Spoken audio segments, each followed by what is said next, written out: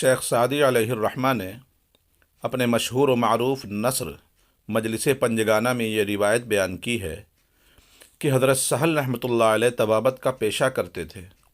جب انہوں نے فقر اختیار کیا تو ایک عرصہ تک ریاضات و مجاہدات میں مشغول رہے، یہاں تک کہ ان کو کثرت سے رؤیائے صالح ہونے لگا اور ایک دو مرتبہ کسی معاملہ میں کشف بھی ہوا۔ حضرت سہل رحمۃ اللہ علیہ کے دل میں خیال گزرا کہ وہ مرتبہ ولایت پر فائز ہو گئے۔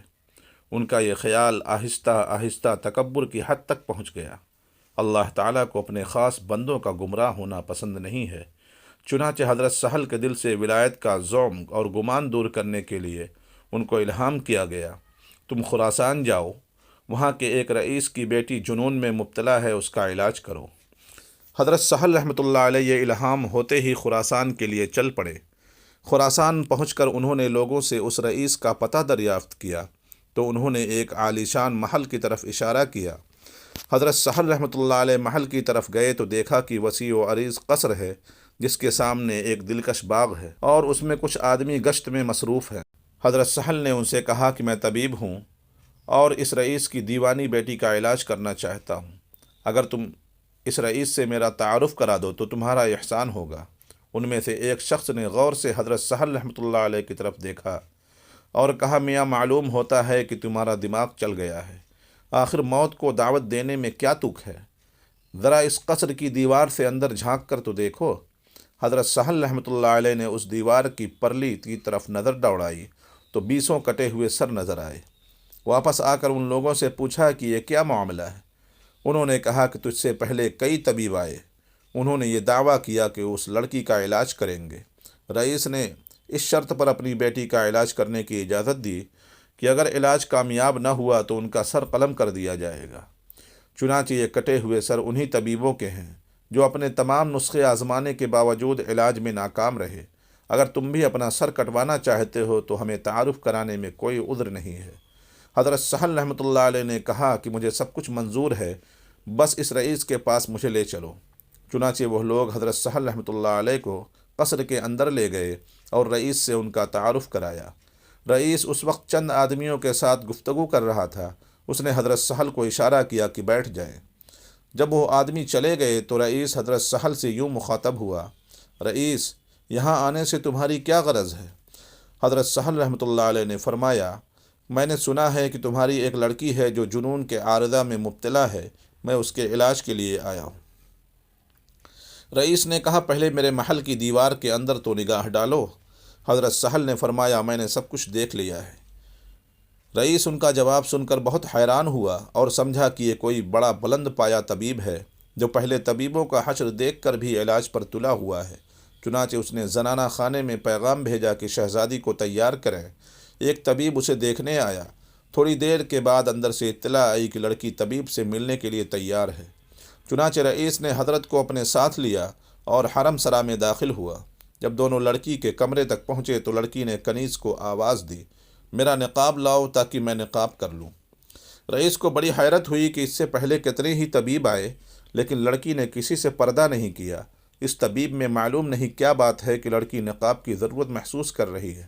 وہ اپنے خیالات کو ضبط نہ کر سکا اور لڑکی کے سامنے ان کا اظہار کر ہی دیا۔ لڑکی نے جواب دیا، مرد وہ نہیں تھے جو ابھی آئے تھے، مرد یہ ہے جو اب آیا ہے۔ رئیس لڑکی کا جواب سن کر سٹپٹا گیا، اس کی سمجھ میں کچھ بھی نہ آیا۔ حضرت سہل رحمۃ اللہ علیہ لڑکی کے قریب گئے اور السلام علیکم کہا۔ رئیس زادی نے وعلیکم السلام اے پسر خاص کہا۔ حضرت سہل فرمانے لگے کہ تم نے کیسے سمجھا کہ میں پسر خاص ہوں؟ رئیس زادی نے کہا، جس نے تم کو یہاں بھیجا اس نے مجھ کو بھی متنبہ کر دیا ہے۔ تمہیں اللہ نے ایسی نعمت سے نوازا ہے جس سے روح کو تسکین ملتی ہے، اسی وجہ سے میں خجالت محسوس کر رہی ہوں۔ رئیس یہ گفتگو سن کر عالم تحیر میں کھو گیا اور ساکت و صامت دیکھنے لگا کہ اب کیا ہوتا ہے۔ ادھر حضرت سہل رحمۃ اللہ علیہ سمجھ گئے کہ لڑکی کو جنون نہیں بلکہ کوئی اور شے ہے۔ انہوں نے قرآن حکیم کی ایک آیت پڑھی کہ شاید اس میں علاج ہو اور لڑکی کو سکون میسر ہو جائے۔ رئیس زادی نے جو ہی یہ آیت سنی غش کھا کر گر پڑی۔ تھوڑی دیر بعد جب ہوش میں آئی تو حضرت سہل نے اس سے مخاطب ہو کر کہا، کہ تجھے سرزمین اسلام میں لے جاؤں۔ رئیس زادی نے کہا، سرزمین اسلام میں کیا شے ہے جو یہاں نہیں ہے؟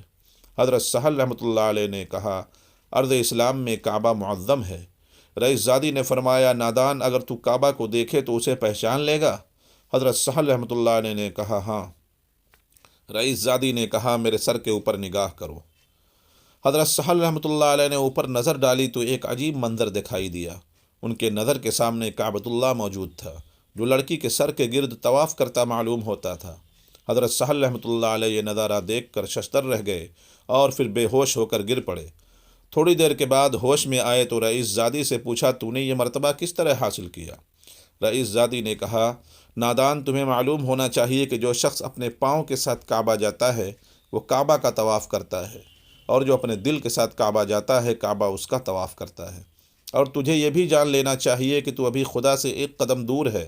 اگر تمہاری خواہش ہو تو میں تمہارے لیے اس راز کو فاش کر دیتی ہوں، جلد بتاؤ جاننا چاہتے ہو یا نہیں؟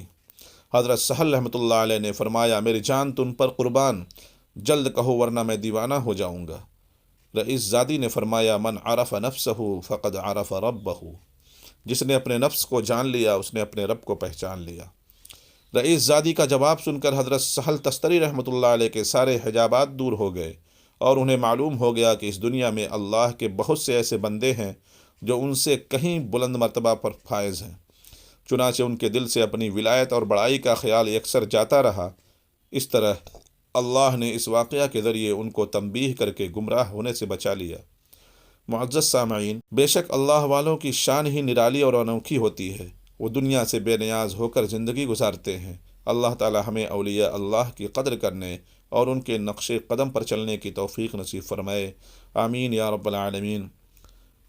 اگر آپ حضرات نے ابھی تک ہمارے چینل کو سبسکرائب نہیں کیا ہے تو سبسکرائب ضرور کر لیں اور اس ویڈیو کو لائک بھی کر دیں۔